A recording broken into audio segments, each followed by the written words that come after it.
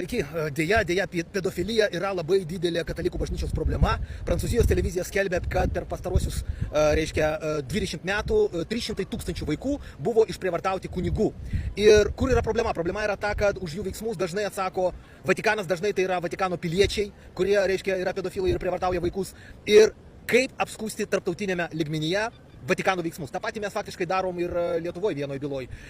Ten, kur, yra atveju, kai Vatikano saugomi žmonės, tai yra kunigai, platina narkotikus tam, kad vaikai, būtų apsvaiginti narkotikais ir tada būtų lengviau juos išprievartauti, nes vaikas tada nesupranta savo veiksmų, jį labai lengva įtakoti. Tai katalikų bažnyčia ne tik tai dėja turi šitą pedofilijos nuodėmę, bet turi ir dėja narkotikų platinimo nuodėmę. Bet dabar Vatikanas yra pasirašęs tarptautinę vaiko teisių konvenciją.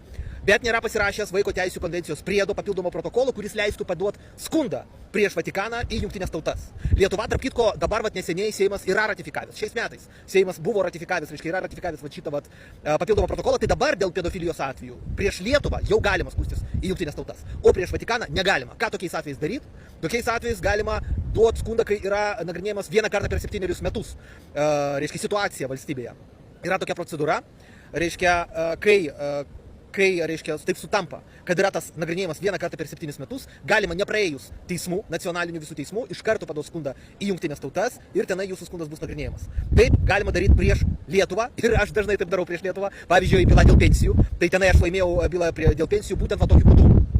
Tai dabar Jungtinės tautos įsakė padidinti mažiausias pensijas ir neįgalumo pašalpas iki 300 eurų Lietuvoje. Lietuva kol kas nevykdo, dėl to, kad niekas neprašo, kad vykdytų. Aš tik tai pateikiau skundą, laimėjau bylą, o dabar reikia paduoti prašymą, kad iš tikrųjų pensijos būtų padidintos.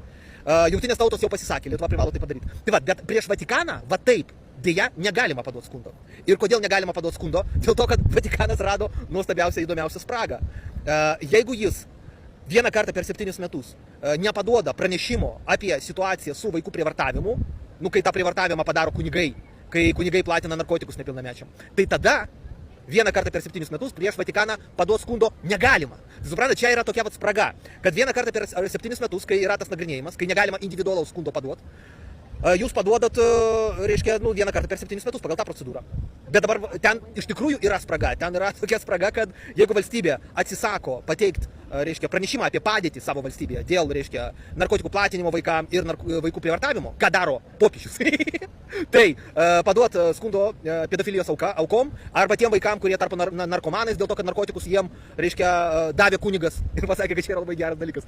Tai jie negali pasiskųsti. Aš manau, kad toks elgesys iš popiežiaus pusės yra labai neetiškas, bet katalikų bažnyčia dėja dažnai daro neetiškus dalykus. Tai toks yra gyvenimas. Labai svarbu žinot, kaip atrodo pedofilas. Žmonės dažnai atiduoda savo vaikus, o žmogus yra narkotikų platintojas ir pedofilas. Tai jis būtent ir atrodo kaip kunigas, toksai inteligentas totalus. Suprantat? Toksai žmogus,